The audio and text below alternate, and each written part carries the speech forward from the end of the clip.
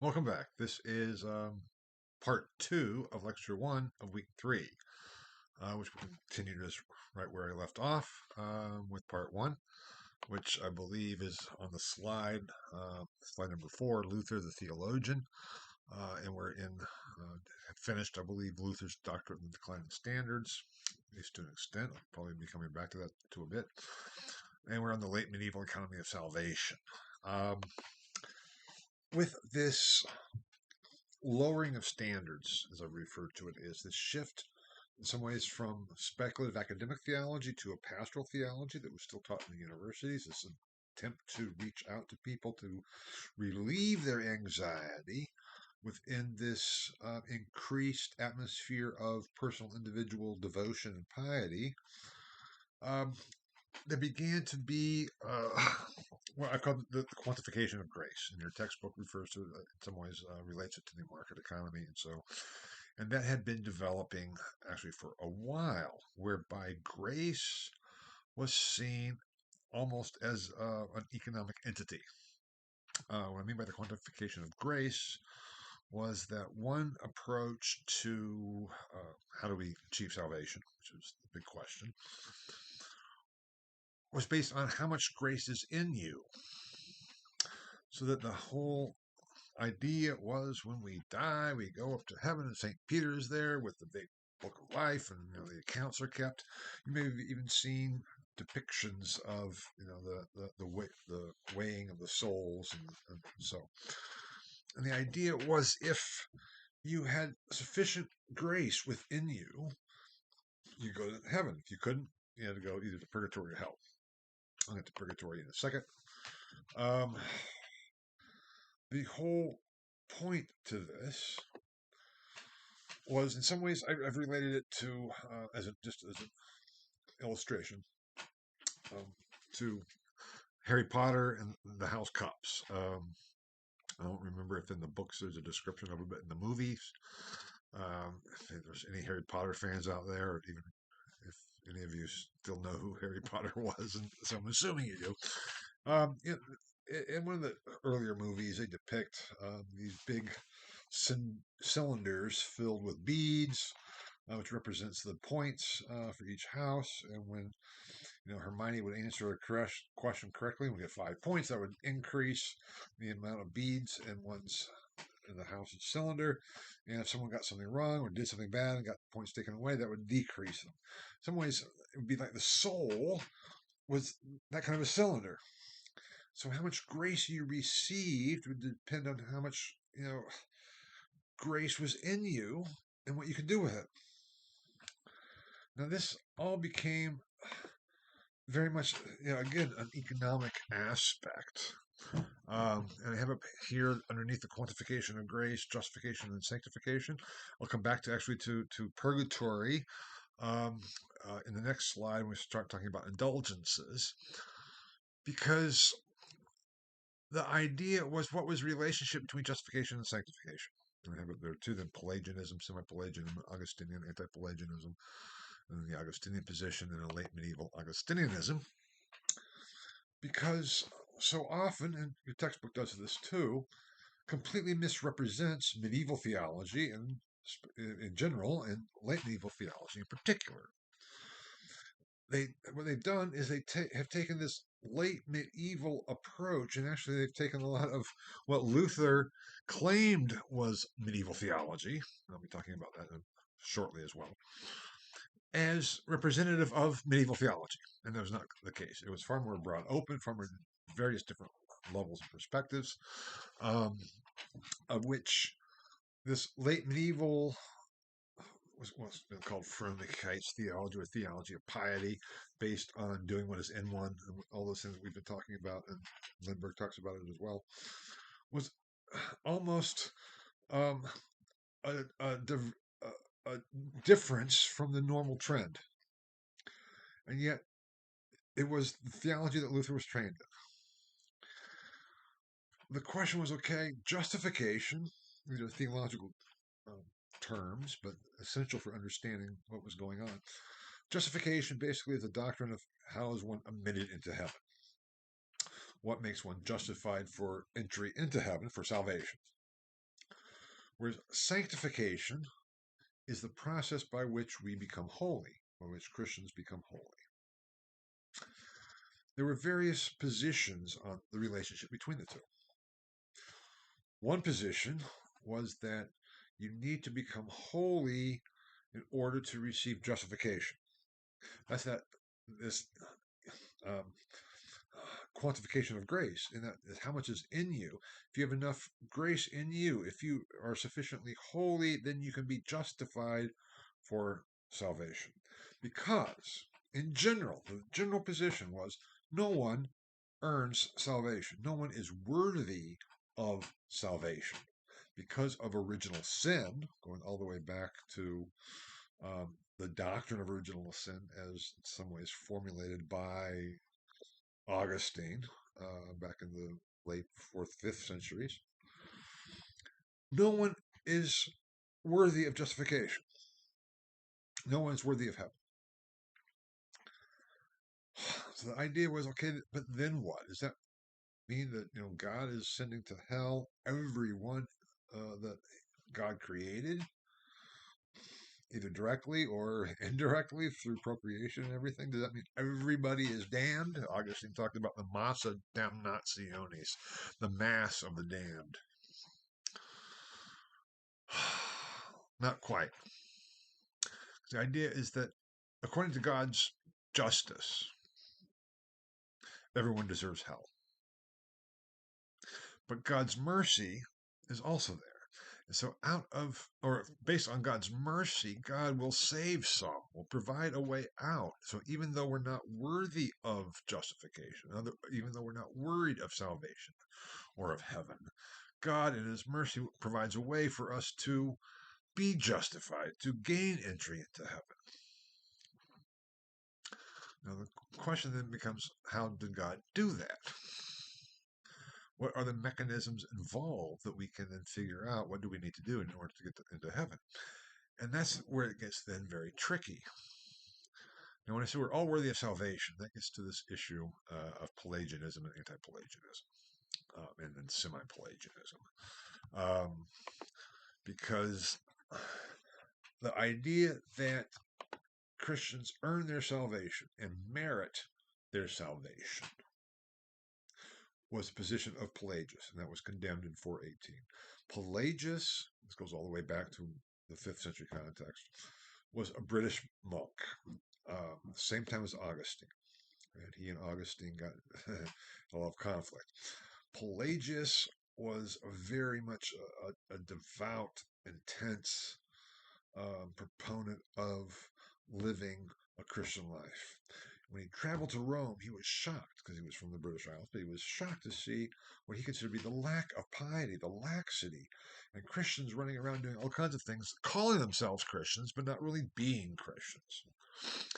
He had read some of Augustine's earlier works on the freedom of the will and on the blessed life. I thought they were very good, actually. And there was even a case where he went to visit Augustine, but Augustine was gone, so he missed him. But what really bothered Pelagius was Augustine's Confessions, especially in Book 10 of the Confessions. Augustine wrote and repeated at least, I think, 8 times in their account a phrase: grant what you command and command what you will. Meaning, give us the ability to do what you command us to do and then do whatever. Command us to do whatever. For Pelagius, that was absurd. That takes away for Pelagius any types of responsibility. If everything is based on God giving it to us, what's the point of that? We don't earn anything. We don't get anything. We don't gain anything. There's no responsibility. And then God becomes the cause of sin. Because otherwise, if God gives us everything, it's okay, well, if God doesn't give me enough grace to do what's right, why not? That means God is consciously saying, nope, Eric Sack, I'm not going to give him grace. That's a problem. Pelagius's position was that Augustine was undermining responsibility. He was undermining morality. He was undermining the commandments. How could he do that? God provided his commandments as the means by which we can be justified. We just have to fulfill the commandments. Now, this gets to be a very complex issue with many different innies and outies, so to speak, to it. And a major source of debate for Augustine at the time, known as the Pelagian controversy, with not only Pelagius, but then a couple of his followers, especially a man by the name of Julian of Eclanum, who even took it, was more radical. But even for Pelagius, humans could not achieve salvation without grace. Grace was that we're created. Grace is all the things that God has given us. But then the rest is, what do we do with it? What do we do with it? It's the parable of the talents. If you know what the parable of the talents are. It makes sense. But that was really what Pelagius was getting at. And it's like Augustine's position undermines all of that. Pelagius's view was, if God gives us a command, we at least theoretically can fulfill it. God would not give us a command that we cannot do. God does not command us to grow wings and fly. God did command us to be ye perfect, even as your Father in heaven is perfect. If God commanded us to be perfect, therefore we can be perfect. And if we're not, it's our own fault. It's our own lack. That was Pelagius's view. We need to live right. We need to do the right things. Augustine's position was we can't do anything that is quote unquote good in God's eyes unless God gives us the grace to do it. It's not about morals. Morals are important for Augustine. But that's not what justification is about. That's not what salvation is about. We are all worthy of damnation. God, in his mercy and love, saves some. We don't know whom he saves. We don't know the basis for God's choice, for whom he chooses, the quote-unquote elect. We don't know that. We won't know that until we end up where we will finally be, one place or the other. But that's all based on God's grace. And to say that we can merit it, that's a problem. It's a problem, too, to say that God doesn't have a plan for us. That God just kind of says, here you go. Fight it out. See, you can be good enough to get into salvation. Augustine's position was that Pelagius undermined the majesty of God, the love of God, and the mercy of God. Pelagius's view was that Augustine's position undermined morality and fairness. I can't go into all of those different issues. The point is that, again, going back to another phrase that encapsulates the differences, Pelagius argued that after the fall of Adam and Eve, yes, the playing field has changed without question. Because not only did Adam and Eve fall, but all of creation fell. But Adam and Eve had a choice. They could sin or not to sin. God said you can eat any fruit in this garden, except for the fruit from the tree of the knowledge of good and evil. They didn't have to eat that. Eve didn't have to follow what the serpent, was persuading her to do, and Adam didn't have to follow what Eve, gave him to do. That was their choice, and they blew it. But you know what? Even though the playing field has changed, so to speak, we're no longer in paradise. We still have the ability to sin or not to sin. Adam and Eve had that choice. They could sin or not sin. They blew it and chose to sin. After Adam and Eve, after getting kicked out of paradise, humans still have the choice to sin or not to sin. It's based on our choice. We don't have to sin. Augustine argued, in paradise, before the fall, Adam and Eve indeed had the choice to sin or not to sin. But after the fall, humans cannot not sin. Whatever we do, even in our quote unquote good works, there is sin. Because not only has the playing field changed, but our souls have changed. We are fallen creatures. It's not just that sin is not just things we do, we are in a state of sin. Sin is separation from God for Augustine. Adam and Eve walked with God, talked with God, communed with God. Afterwards, no. We are in a region of alienation, as Augustine put it. We are not what we were supposed to be. We are not as God intended us to be originally. And in that state, we become completely turned in upon ourselves. That was Augustine's view of sin. The state of sin is being self-centered, turned in upon ourselves. And he says, you know what? We can't cure ourselves of that. We are born in sin. This was the whole doctrine of original sin, not necessarily saying the idea of original sin. The doctrine of original sin really stems from Augustine. We are born in sin.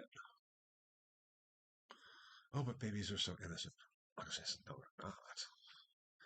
What does a baby do? A baby goes, me, me, me, me, me. I want. I'm hungry. I'm wet. I'm tired. Me, me, me, me, me, me, me, me, me. A baby, for Augustine, is thoroughly turned in upon itself. Now, that doesn't mean that Augustine didn't love babies. He did. He had a son. He was a loving, devoted father. His son died when he was 16 of Deodatus. And ripped Augustine apart. But he's talking on a theological level. He said babies are the clearest evidence we have for original sin because they're so self-centered. Necessarily, because exactly that is what it means to be in a state of sin, and that we cannot do otherwise. The baby cannot do otherwise. It's only by God's grace to kind of straighten this out, to kind of reach down and say, okay, you're curved in upon yourself. I'm going to straighten that out so that you can be at least focused on God, on heavenly things. That we cannot do on our own. It's not a matter of choice. Yes, there are sins.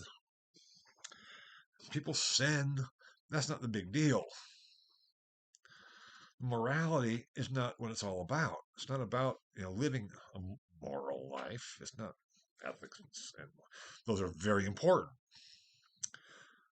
But it's the state that we are in, and we cannot free ourselves from that. Only God can free us from that. Whereas for Pelagius, sin is simply acts.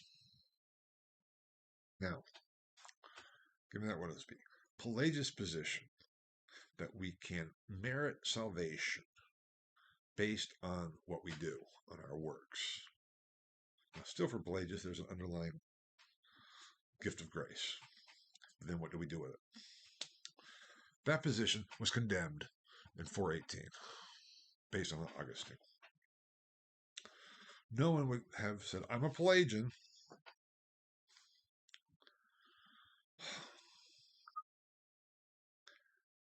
There is an issue then in the later Middle Ages that grew up that later became known as semi-Pelagianism. And that is kind of in between, let's say, the strong Augustinian view based on predestination, which again is not Augustine's doctrine. It comes from Paul. Augustine is very Pauline. Luther said, yeah, Augustine is a rebirthed Paul reliving. That I almost forgot what I'm saying. Sorry about that. It's Pauline. Predestination was Paul. If you read, Romans and those kind of predestined, also called that order. Predestined, called, sanctified, glorified. In Paul was Augustine's position, and it's based on predestination. That view is not what we can do at all. It's all based on God's grace. That position was the Augustinian position. The Pelagian position was condemned, but there was all other gradations, and especially pastoral theology is almost inherently Pelagian.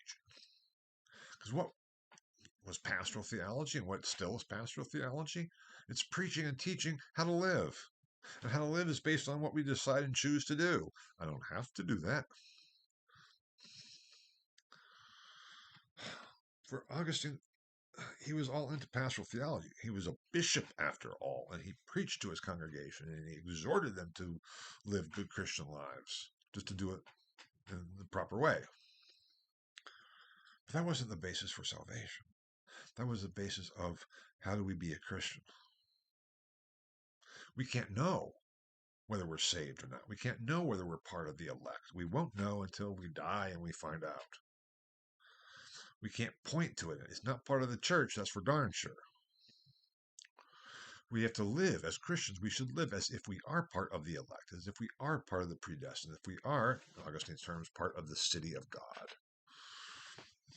Well, the city of God was not a work of Augustine's that Luther knew, or seemingly based on his notes and his citations. It's Augustine's masterpiece, in my view. But Augustine did know Augustine's writings against Pelagius, known as the anti-Pelagian writings. I'll come back to that. But this semi-view was that God gives us grace. Then if we try, God will not deny his grace to those who do us in them.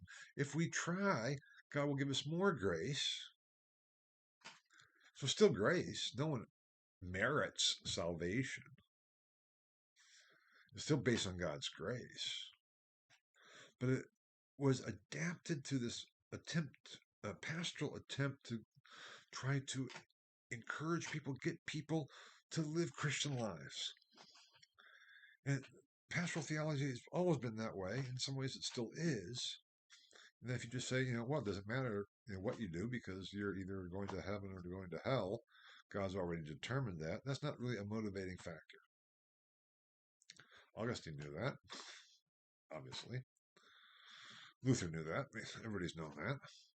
So how do you reach people and exhort them to follow the teachings of Jesus, to live a Christian life that is distinct from predestination? And we'll get into later with Calvin, what he did with that. There'll be a later development for the third part of this course. For here, this is important to get to know these two positions. The Pelagian position, we earn our salvation after kind of what's called a first grace or a general grace. Then what we do with that, we earn our salvation, we merit our salvation. That was condemned. The Augustinian position is salvation, justification, is distinct from, and has little to do with, in our terms, what's called sanctification. How do we become holy? How do we live holy lives? For Pelagius, we can become holy. Augustine, well, we can strive to be. We can't really be, because everything we do is tied with, still infected with self-interest. Should we do good works? Oh, yes, definitely we should do good works. But is any good work pure and worthy? It's like, no. When you give alms, when you donate to charity, is that good? Oh, yes. Should you? Oh, yes, Augustine would say. But there's still a sense of, I feel good when I give to charity. I'm still doing it because it makes me feel good. That is self-interest. Luther, I mean, it's before too a little bit, but also there Luther started arguing with what would become known as the resigning oneself to hell. I will do what is right. I will do the good thing. I will do the right thing. I'll do the loving thing, even though I'm going to hell. Resignatio ad infernum. Because that's not the point. We don't believe God. We don't, follow God. We don't try to live good lives to get something. That's Pelagius' view. Augustine's view is, that undercuts anything that's good in terms of being fully worthy. Now, this later medieval approach was, we can't fully merit salvation, but we can do things with grace that God will accept as merit, that God will then accept as worthy. This is what, your textbook refers to as the covenant theology or the pactum theology in Latin, as it was called. With merit, there's like partial merit or de condigno merit, condign merit, and then full merit. And we can't merit fully, but we can merit based on what God will accept as merit, as worthy. That became the basis. That became that semi-Pelagian view. This idea that worthy merit no one can do on their own, but condign or partial merit, God has made a promise to accept that if we will do what's in us. God will accept our good works as worthy of salvation. Which for Augustine, salvation has nothing to do with good works or sanctification. So the whole issue is the relationship between justification and sanctification. For Augustine, and then also for late medieval Augustinians, which I'll come back to, justification comes first. And justification then allows us to become sanctified, to live holy lives. Not in general. He says you can't really, put a one-to-one correspondence with it. That would later be Calvin's issue. We'll come back to that when we get to Calvin. He says, because you know what? There are people who seemingly, to us, live very holy lives, and then they fall away. And who was the first person Jesus admitted into heaven? The thief on the cross. When they're hanging on the cross, the thief says, remember me, Lord, when you, enter into glory. And Jesus says, truly, truly, I say unto you, you will be with me today in paradise. A thief had lived his entire life as a thief, not a holy person at all. I say, well, his confession was a work. It's like, no, it wasn't. It was based on God's grace. It was a realization, oh my gosh. Because what does he say? What does the thief say? Tells the other thief who's mocking Jesus, is basically, shut up, man. We deserve to be here. This person's innocent. Remember me when you come in your glory. And Jesus said, you'll be there today. That was Augustine's position. So just because someone is immoral, unethical in our views, our worldly views, doesn't mean that they cannot be part of God's predestined elect. Just because someone is holy, goes to Mass all the time, etc., etc., etc., doesn't mean that they're part of the saved. Salvation is distinct from sanctification for Augustine. But yet, we're supposed to be holy. We're supposed to live proper lives. That's the issue. So for Augustine, the Augustinian position, justification comes first, and then the process of sanctification. Whereas for the semi-Pelagian view, since no one was thoroughly a Pelagian, the term, quote unquote, semi-Pelagian is a 17th century term to refer to some of these developments earlier on. But the term the semi-Pelagian view was that sanctification precedes justification, so that we have to become holy in order to become justified. And that was the position, that semi-Pelagian position, that became the predominant pastoral theology in the later Middle Ages that Luther was taught, and that Luther then ascribed to as all of medieval theology. Now, I could go into this whole development a lot more, and the whole history of it a lot more. But I'm not going to, because that kind of takes us away from the whole point of this. But these two positions you need to understand what's going on there.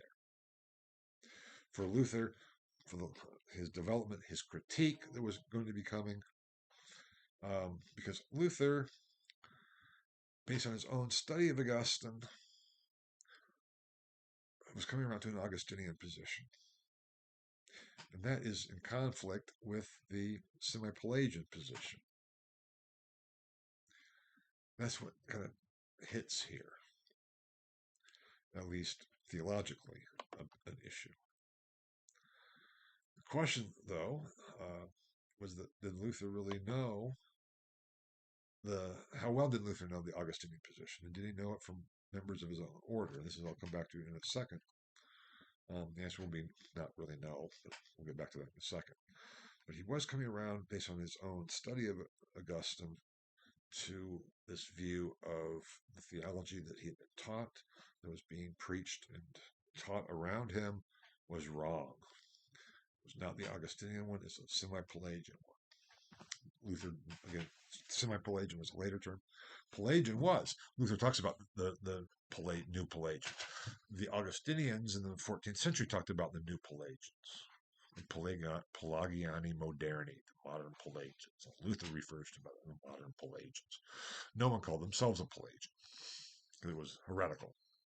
It had been condemned. But the attack on someone else was there. That's what we're looking at as Luther then is becoming a theologian. He's developing. But here I have then Luther and his order's theologians.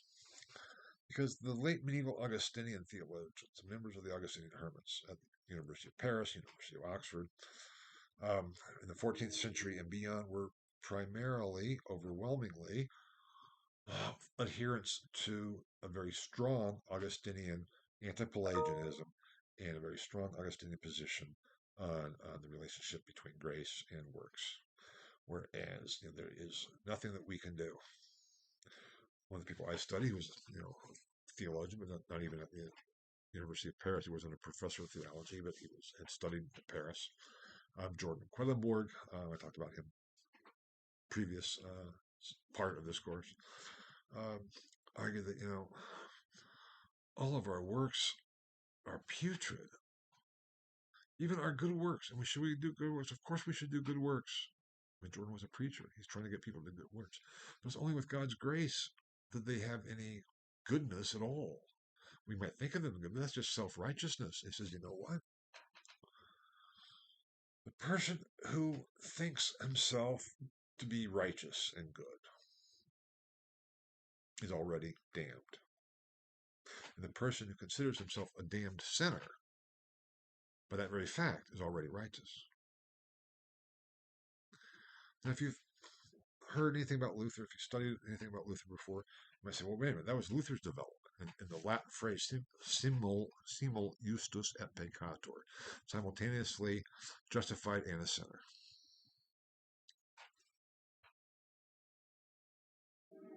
Yeah, before Luther, it was late medieval Augustinian position, because Jordan wasn't the only one. He just formulated it almost word for word with Luther. Did Luther know Jordan? Probably not.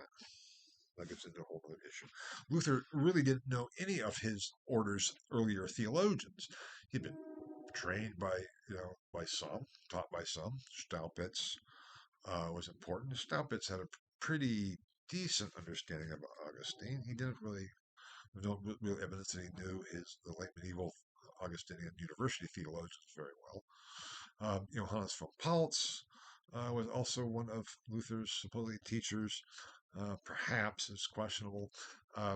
He is very much in this late medieval pastoral endeavor. He doesn't really show that he knows the late medieval Augustinian theologians very well. So Luther didn't really study his own order's theological tradition. He later cites one of them, Gregory of Rimini, who was a mid-14th century, one of the most prominent, well-known, important, and influential Augustinian theologians in the 14th century, who also had a very strong Augustinian position over against the Pelagian position. He also one that talked about the attack that what he called the new Pelagians, the modern Pelagians.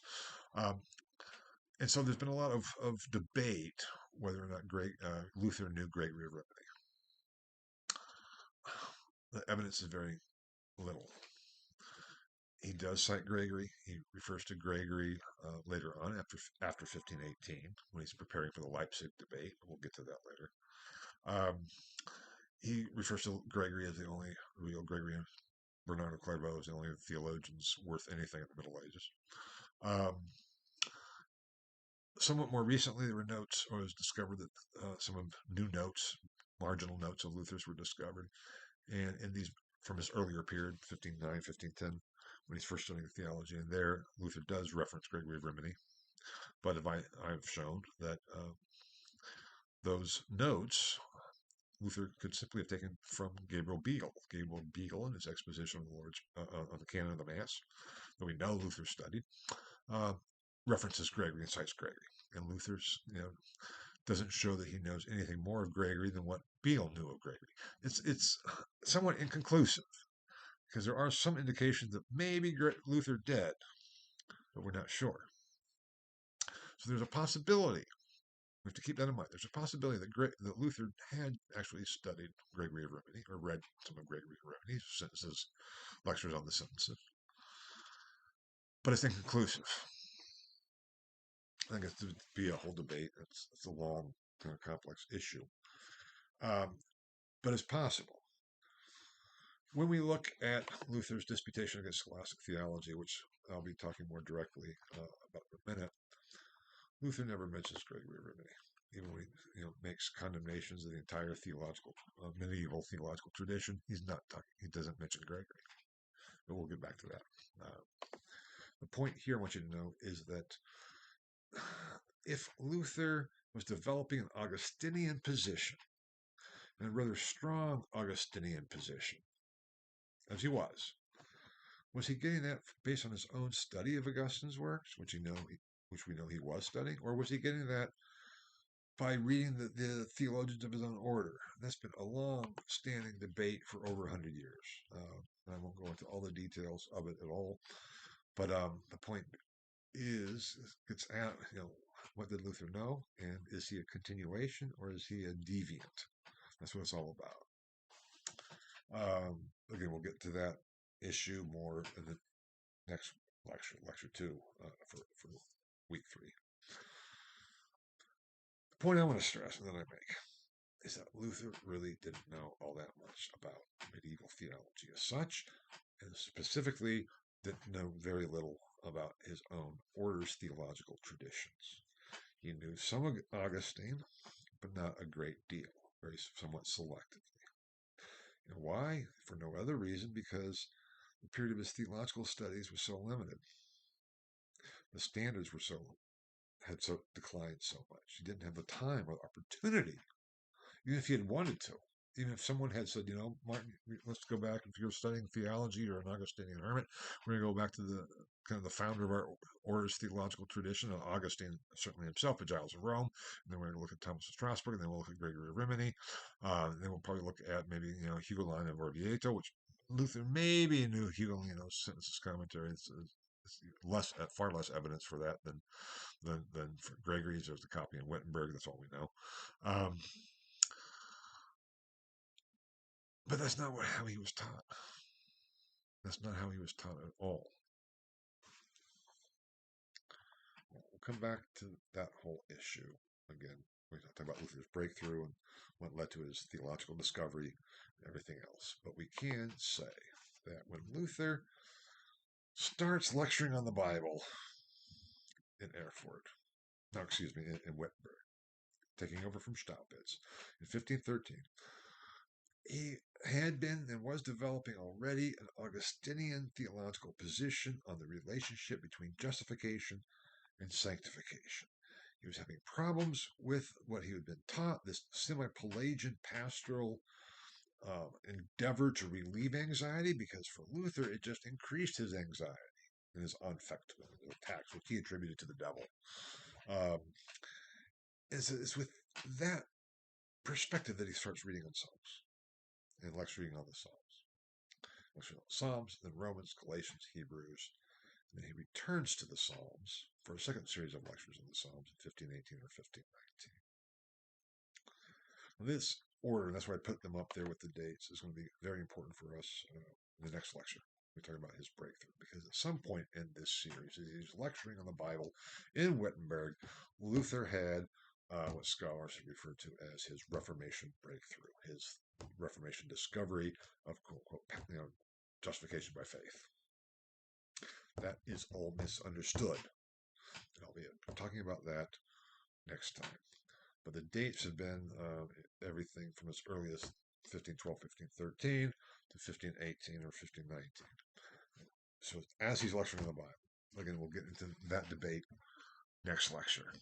So I just wanted to put it out the structure here for you and give you the slide with the dates and the sequence, which I hope you will keep in mind when we get to next lecture.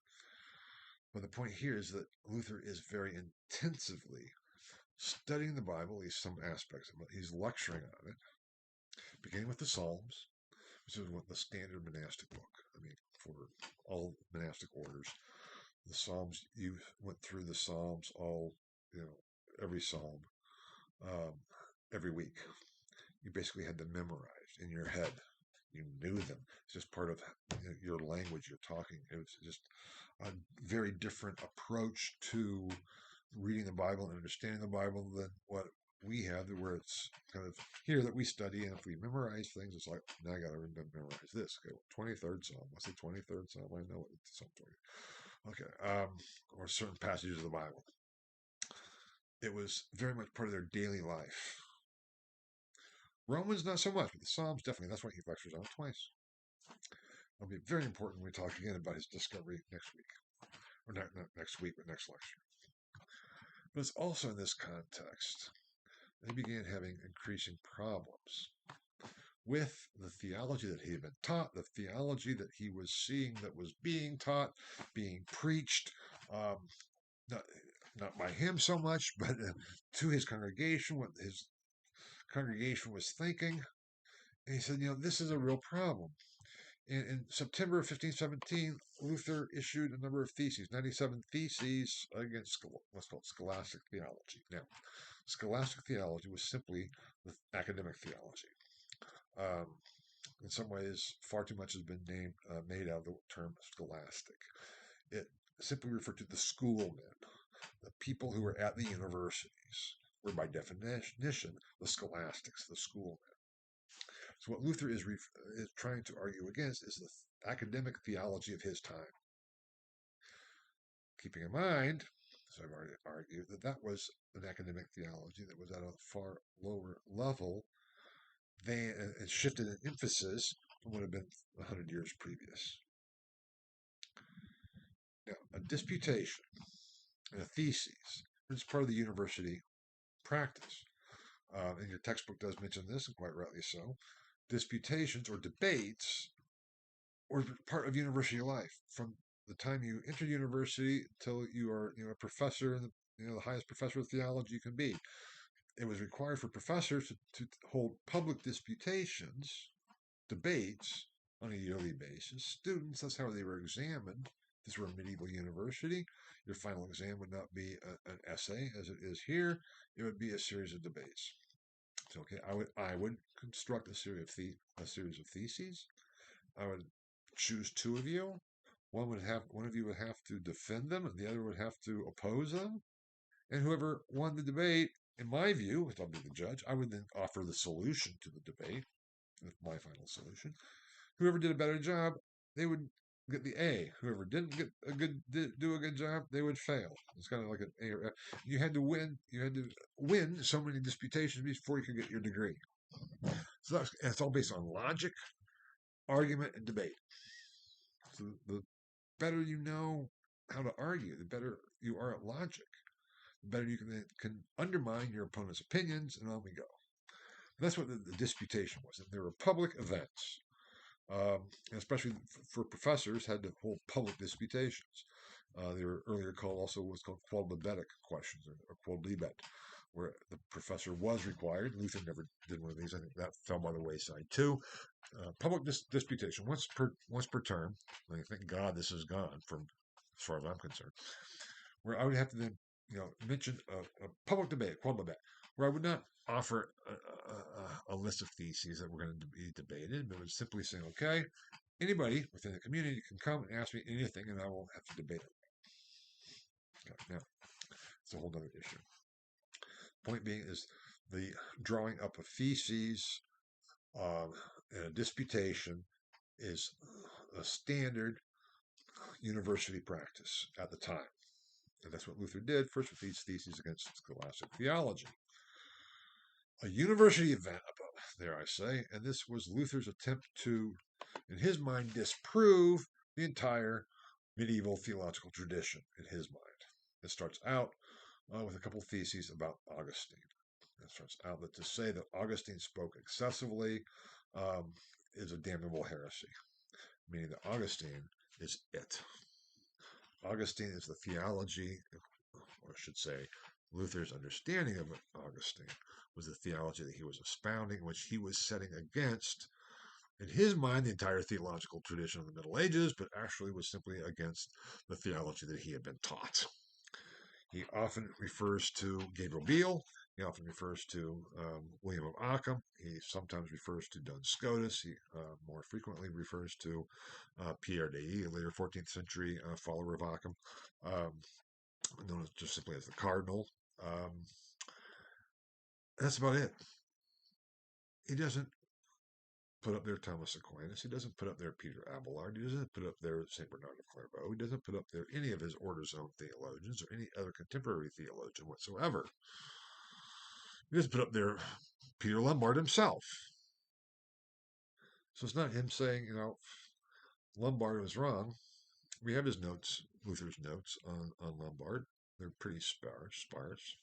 They're not like the 14th century commentaries and lectures on Lombard, which are, in their modern editions for those that have been edited.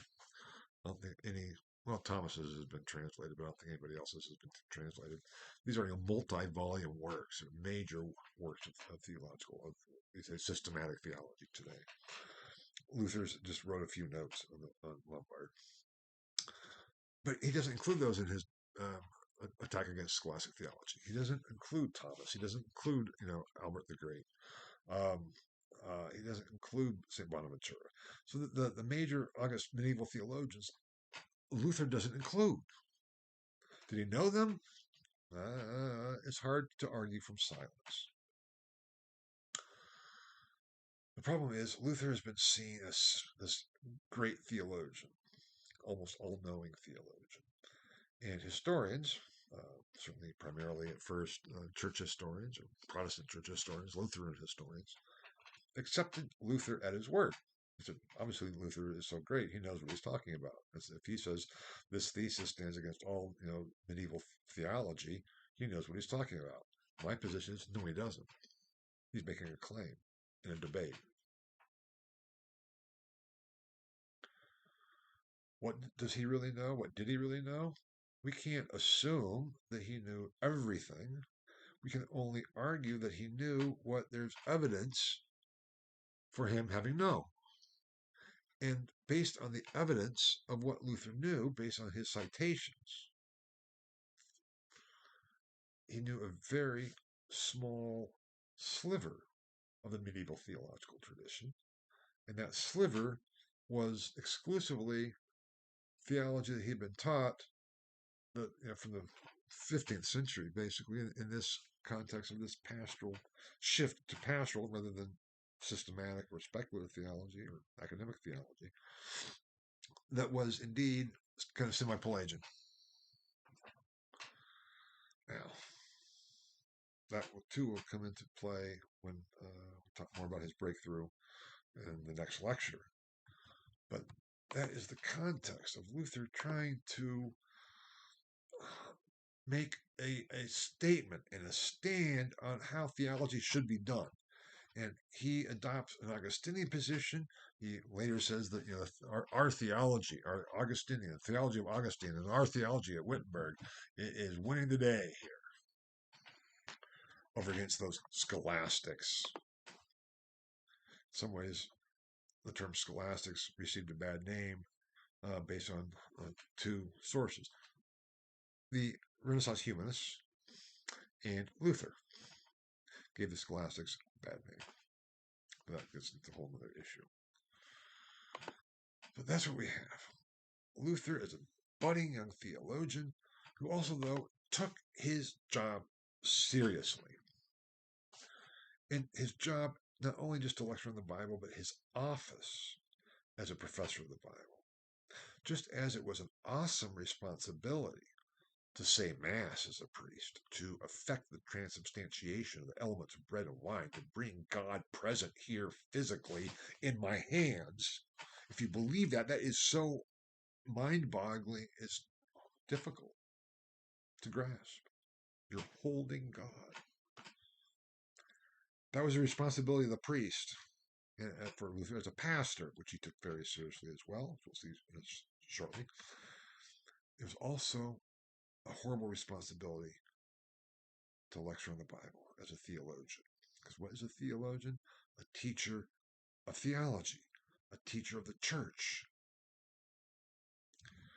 The scriptures contained God's revelation.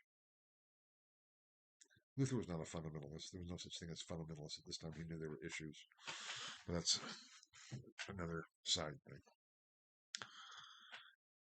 The question had kind of always been for quite a long time, what do the scriptures say?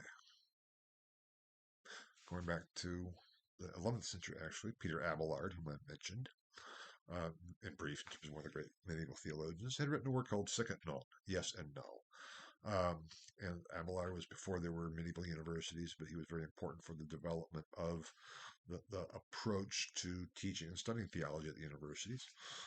Sic et Non is one of those where he went through and showed that church councils and popes on many major theological topics had argued differently. They almost contradicted themselves at times. There wasn't one single tradition. Sometimes they would say yes, sometimes they would say no. The question is, what did the scripture say? It's hard. Now, given the hierarchy of the ecclesiastical hierarchy, the Pope had the final say. The Pope rarely got involved.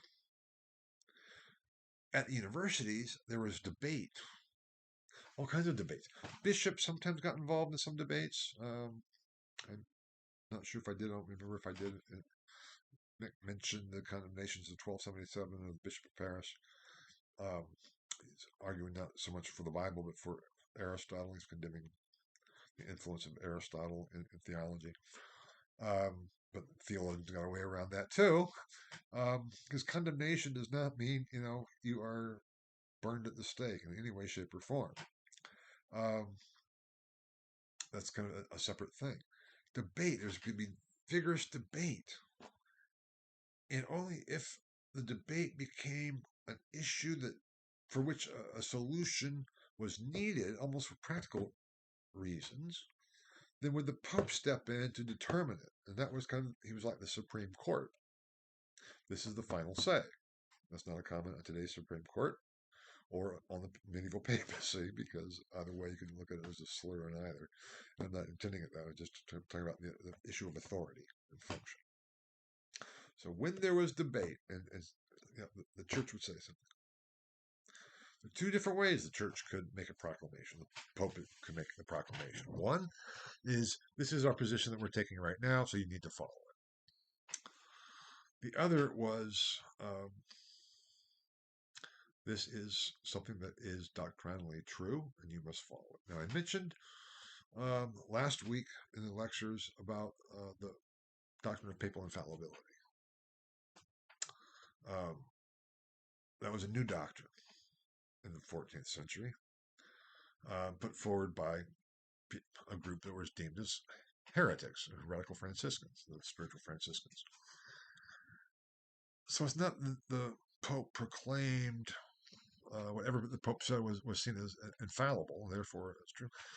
There have been very few infallible decrees, even after the First Vatican Council in 1871, when the doctrine of infallibility was established and proclaimed. There's been, I think, only two infallible statements. I believe it's on the Immaculate Conception and on the Assumption of Mary, that every Catholic has to agree to. There's never been an infallible decree on justification. Even the doctrines of the Council of Trent, which I'll be talking about later on in this course, were not seen as infallible decrees. They were doctrinal decrees that were to be followed, but were not proclamations of absolute truth. Popes knew that was a problem. But the issue, again, is one of practicality and authority. What do you do if there is a lack of debate? That's why this appeal to the authority of the church is there. Um, that's where the issue of councils was so important. Who has the ultimate authority to make proclamations of what is our position on this point right now? It can be, they can change. There can be dispensations too. So we can have the general thing, like when I talked about the Hussites and the Utraquists who received permission to receive communion of both kinds. That was not, an infallible decree from the Pope. That was not an issue, even though the papacy saying that's what the revelation of the Bible is. That's what we have been doing. That's custom, and that's what we're doing. Clerical celibacy was the same way in many ways. It was not that this is God's divine decree, um, but this is the position that we're taking based on our best understanding of the scriptures at this time. When there's debate, when there is something that's not clear, either you're going to have division or you have to have authority establishing what the policy and position is going to be. That was this whole structure. And yet, within that, debate was almost encouraged. That was the whole basis of theologians at the university. And I could say a lot more about all of this um, as it kind of continues on today, because these issues are still there today in terms of authority, who determines what the scriptures say, et cetera, et cetera, et cetera. We'll be talking more about that as we go along. But in some ways, Luther's struggle with it begins when he starts being a professor of the Bible. And he takes his office as theologian and as professor of the Bible of Holy Scripture, professor of Holy Scripture at the University of Wittenberg, extremely seriously, because he feels that is the highest rank of authority to proclaim in the Bible. The Pope might not be a doctor of theology. The Pope might, a lot of popes in the later Middle Ages were doctors of canon law, lawyers rather than theologians. Luther took his office as, I took a vow, not just for the Augustinian order, I took a vow as doctor of the Holy Scriptures to faithfully interpret the text. If I just say, hey, could be my way or it could be somebody else's way, maybe, that is not taking my vow seriously. Luther's earnestness in not only his living a monastic life and his, and becoming an administrator of the order, but I'll get back to that later too. Maybe I think I will, because he wasn't the greatest administrator of the order. He also, as a footnote, never mentions Reformation. That's a whole other issue. But he took his office as professor of the Bible extremely seriously. Therefore, it was incumbent upon him to say, look, there's a problem here. There's a problem with the theological teaching and preaching that is going on. We're going to debate these things. So he draws up these theses, and the university is the proper setting for this debate. They're in Latin. The theses are in Latin. The theses against scholastic theology are in Latin. The disputation was going to be held in Latin. That's important. It's also important for seeing the context of another set of theses he drew up just a month later. Theses against indulgences. And this brings me to the last slide for this lecture, Pastoral Concerns, Luther's Attack on Indulgences. Because just as Luther was attacking scholastic theology based on his office as theologian, his office as doctor of theology and theologian at Wittenberg was combined with his pastoral endeavor as the pastor for the diocese, for the parish, university parish of the Catholic Church. He took his position as pastor extremely seriously as well. And these two offices came together with the problem of indulgences, which Luther felt were being abused, and the preaching of them was being abused and was dangerous to the salvation and well-being of his parishioners, as well as being theologically dubious. Now, the Luther's 95 Theses that he was going to write up and then publish in terms of make known, because again, these are public debates. supposedly posted on the door to the door of the Castle Church in Wittenberg. No one's, to my knowledge, has ever discussed the question whether or not he nailed his 97 theses against scholastic theology to the door of the Wittenberg Church. He probably did. It was just a way of making things known. It is, there was no internet, there was no email. This is the way of saying there's going to be a public disputation that I'm almost required to make known so anybody can come who wants to. Within the university community, that's the context. It's called, putting flyers up around campus. That's what he was doing by posting it to the church, because the church is this kind of hub of information dispersal. But what were these indulgences all about? Where did they come about? How did it all tie in? Let's try to go through this somewhat more quickly than it is needed, but a bit more extensively than in the textbook, because we need to see it in a broader context. The origin and development of the theory of indulgences. They actually had their origins with the Crusades, going back to the 11th century, late 11th century. Originally, as I think I mentioned, the Crusades had a lot of support, a lot of encouragement. But Urban II, going back to 1095, when he's preaching the First Crusade, makes it incumbent upon all Christian princes to go on crusade, that you were required to go on crusade. As the success of the Crusades waned, and waned rather significantly, not only with that, but also with just the nightmare of logistical problems that were involved.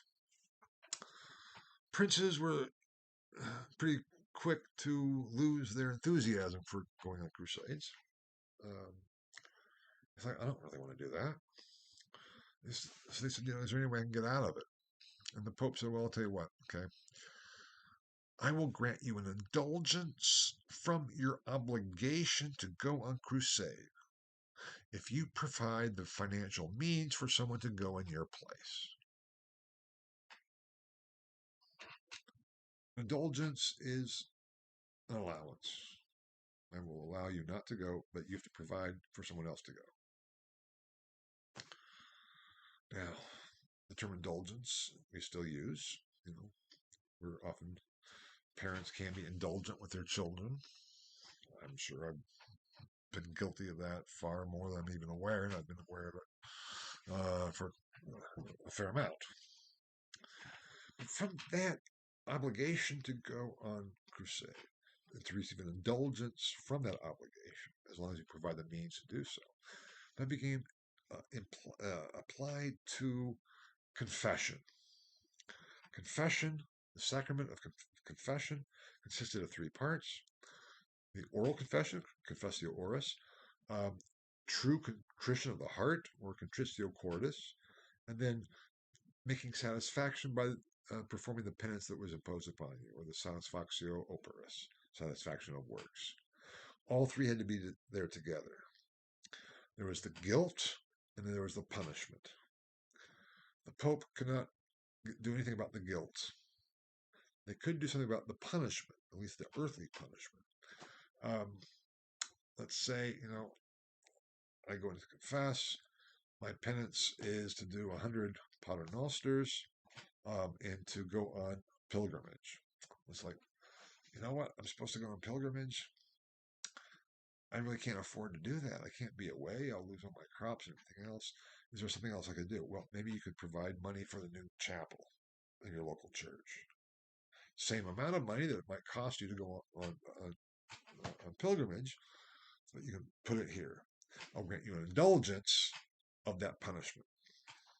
I think you can begin to see what I'm getting at here.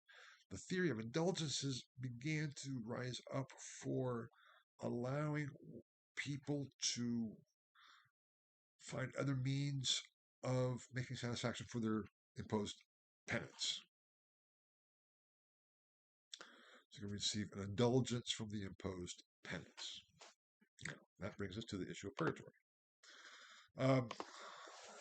Great medievalist, previous generation, Jacques Le Goff, Frenchman, wrote a book in the mid-'80s or so, I think, called The Birth of Purgatory.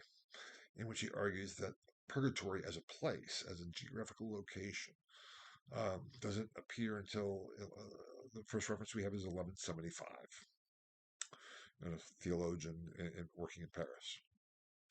Purgation goes all the way back, but purgatory as a place, kind of a holding pen, only starts in the later 12th century, and then it develops. It was very convenient because we have heaven, hell.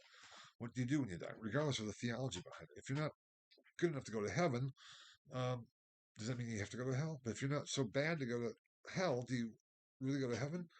Most people are neither saints nor, irredeemable, horrible, terrible, evil people. Most people are somewhere in between.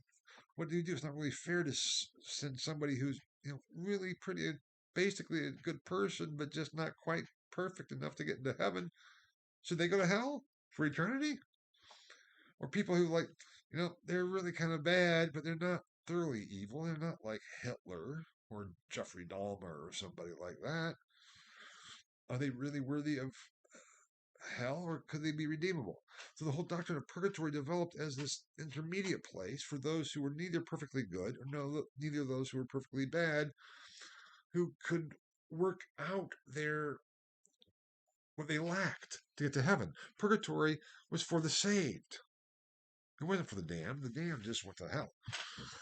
But if you weren't worthy of damnation, you could go to purgatory, and after a time, being purged of your faults, being purged of what you lacked, until you finally could achieve entrance into heaven. And from that, the doctrine of purgatory could also entail this. Okay, you not just an indulgence, but say, you know what? I was, I was whatever I did confess. I wasn't quite so bad. I had to also go on a pilgrimage, but I had 100 paternosters to say. Let's say I did them all, or I thought I did them all, but I didn't count quite correctly. I only did 98 of them. Well, when I would die, go up to heaven. Peter would take out his book, open it up. Eric, no, you have to go to purgatory. So why? Well, you were given a penance of 100 paternosters. Yeah, I did it. No, you didn't. You missed two. You only have, you only said 98. Oh, well, I can say them real quickly now. No. You then are not perfect. You have to go to purgatory. And there you'll spend 5,000 years. So what? 5,000 years for two paternosters? It take me, a minute to say two paternosters, if not, 30 seconds or less. Sorry, we're talking about eternity here. And 5,000 years compared to eternity is not very long at all. So purgatory also is a place where unfulfilled satisfactions can be worked out as well. If the Pope has the ability to grant indulgences for penances imposed in this world, by the 14th century became a doctrine of the Pope, then can have the ability to grant indulgence from punishments or penances imposed for those in purgatory. So the Pope can help get you out of purgatory based on the merit of Christ, because it's not what you've done. This is based on what Christ. Because the theory is that Christ's resurrection, death and resurrection, merited more grace than was needed to save everybody in the world. There is this what's called treasury of merit that had grown up, and very much a banking issue. The Pope is a divine banker. The Pope is from Pope. I can use the treasury of merit and apply it to people. So I can use the treasury of merit to get people out of purgatory, or at least lessen their sentence in purgatory for an indulgence. What is needed for an indulgence? Satisfaction for that indulgence, equivalency in monetary terms, going back to the Crusades. So all of a sudden, it's like I can provide money to get time out of purgatory. Because further development, not only was it then by the mid 14th century, the doctrine of indulgences had developed to the point where they could be applied to people in purgatory, to yourself in purgatory. 100 years later, by the mid 15th century, it became an issue of you can apply not only for yourself to get time out of purgatory, but for somebody else. I mean, this transactional approach, this economic approach, just took the next logical step. Because obviously, when I'm in purgatory, I can't buy an indulgence. Not buy. Technically, you're not buying an indulgence. You're providing the financial means to fulfill the penance that had been imposed upon you for some sin, for full absolution. But practically, it became out. I'm giving money. I get a letter of indulgence. For me, the way it started then working too is not only on penances already imposed, but by penances that could be imposed. So that if I, maybe I will do something, they'll need to say 100 paternosters, and what if I don't get through them all?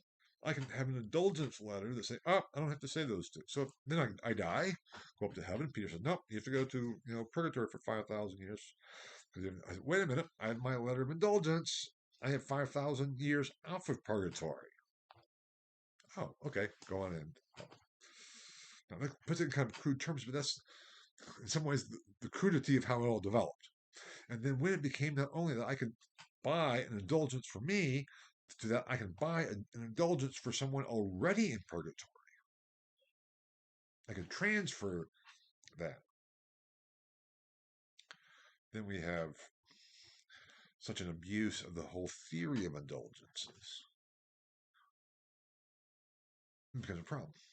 And it becomes simply a means of financing for the church. That was what Luther was facing. Because all of a sudden it became a financial payment without the contrition, without the confession. You were buying time off of purgatory for yourself, and then at Luther's time for somebody else too. And the church, the institutional hierarchy, started using that as a means of fundraising, of finances. And one of the things that was so important for them is we need a new St. Peter's. This old St. Peter's not very good. And this goes back, already plans to build a new St. Peter's. It was in the works, but they were needing more funds. And popes started granting indulgences to fund St. Peter's, to fund the very St. Peter's that is still there today, that had been begun in the late 15th, early 16th century. And this new indulgence that was being proclaimed in the early 16th century was to fund St. Peter's, to help finance the building of the new St. Peter's. How do you make it known to people that there's a new opportunity to get indulgences? You preach it. And you can publish it. You can, post it places. But that's not going to really get the word out. So they had preachers of indulgences. Now, Johannes Tetzel, OP, Order of Preachers, Dominicans. Tetzel was given the privilege of preaching this new indulgence that actually I think Julius II had proclaimed, but maybe even been before Julius, but I think it was Julius II, who was known as a warrior pope by the way, had proclaimed. But there was an issue because Frederick the Wise, the Elector of Saxony, Luther's prince, didn't want Tetzel anywhere within his territories. He didn't really like indulgences, number one. Number two, as the textbook also mentions this, he had a pretty amazing relic collection, and there were indulgences tied to his relics. So if you came to Wittenberg and viewed Frederick's relics, you could receive indulgences. So he didn't want someone coming in and preaching that all you had to do is pay for it. He'd rather have people spend their money on travel and tourism to come get indulgences for looking at all his relics. So there's that aspect too, but there's also then an issue of this guy is just kind of trying to fleece us for these Italians. These Italians hierarchy are coming in and they're selling this stuff, indulgences, for money for Rome. Why should our German money go to Rome? Number one. Number two, Tetzel was a slime bag. Most people at the time knew that. He's the type of salesman that could sell a proverbial comb to a dead man, or to a bald man, excuse me, or the used car salesman. And the quotation I give there on the slide was his jingle that he used: "For every coin that in the coffer rings, a soul from purgatory springs." Great, wonderful. Go around. He said, and we can work with you, man. If you don't have that much money, fine, give what you can. Have different scales. If you don't want it for yourself, what about your poor mother or father who are in purgatory? You're going to help get them out of purgatory, or your spouse who had died, or your child. Some people might say, I don't care about my mom and dad. They can burn all they want. I don't care. But your child, that pulls at people's heartstrings. That's what he was doing. Well, Frederick said, no, you are not allowed to come into electoral Saxony to preach the indulgence, you slimebag Tetzel. Albert was like, come on in, man. It also was a financial arrangement. The textbook talks a little bit about Archbishop of Mainz, who was in Albertine Saxony. It's a real mess. And we thought, this is not right. Why? Because people in his parish, Ducal Saxony wasn't that far away from Wittenberg. They couldn't get by indulgences in electoral Saxony. They could just go over the border to Ducal Saxony, buy indulgences, and come back. That's the problem. It was a short trip. It'd be like, I think it used to be in Ohio, I think the drinking age used to be 18, whereas in Indiana it was 21. And so what do you do if you're 19? You drive to Ohio, buy booze, and come back in. That was what was going on with indulgences in Wittenberg for Luther's parishioners. He thought, this is an assault on my parishioners. So that, together with the theological problems of how indulgences, the theory had developed and being applied, is we have to deal with this within the university. What do we need? Just like we needed with scholastic theology, we need to determine as a university, we are the people responsible for the official theology. We have to debate indulgences. And he drew up his 95 Theses against indulgences and posted them. And that set off a lot, because Luther's 95 Theses in Latin were seen as attacking the papacy or the Pope, and seen as attacking the perceived fleecing of Germans by Italians. They were taken up, translated into German, and spread across the empire almost overnight. So all of a sudden, Luther was well known. In September, with the disputation in scholastic theology, people in Wittenberg knew him. Yeah. Some other theologians were getting to know who he was, because, he was beginning to be an active theologian. But most people didn't. I mean, Frederick knew who he was, but he had very little connection with Frederick, actually. He had a bit more connection with Georg Spalatin, who was like Frederick's Secretary of State, so to speak. So he would he said he'd write letters. We have letters from Luther to Spalatin, a fair number of them. And Luther often says, please tell the elector I need a new, X, Y, or Z, whatever it is. Spalatin would say, here you go. Frederick was happy to provide you with that, whatever. So the issue was that this event of Luther's Theses against indulgences was a catalyst for a lot of animosity, unrest, because it's not like people throughout the empire, throughout electoral Saxony, throughout other places in the empire within what we call today Germany, were unaware of the problems with indulgences. There had been critiques against indulgences for 100 years. Go back to the Reformation of the Emperor Sigismund, there's an issue about indulgences.